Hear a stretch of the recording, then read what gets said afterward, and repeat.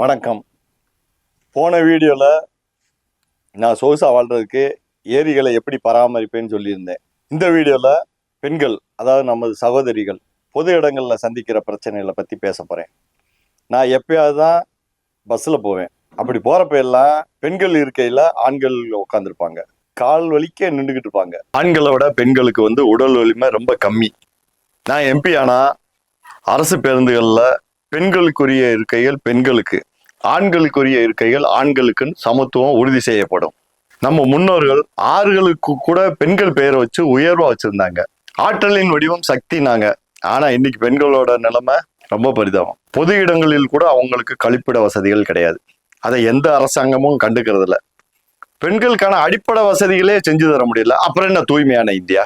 நான் எம்பி ஆனா ஊருக்குள்ள ஒவ்வொரு 1/2 கிலோமீட்டர் தூரத்திற்கும் பெண்களுக்குரிய டாய்லெட் இருக்கும். அந்த டாய்லெட்டுக்குள்ள அவங்களுக்கு தேவையான இலவச நாப்கின்கள் இருக்கும். அந்த இடங்கள் சுத்தமா பராமரிக்கப்படும். இது என்னுடைய எம்பி தொகுதியில் வர 6 சட்டமன்ற தொகுதியிலும் இந்த திட்டங்கள் செயல்படுத்தப்படும். இந்த வீடியோ சம்பந்தமான கருத்துக்களை கமெண்ட்ல போடுங்க. அடுத்த வீடியோல தொகுதிக்குள்ள நீச்சல் குளத்தை பத்தி நான் பேச போறேன். ஜெய்ஹிந்த், லாங் லிவ் இந்தியா.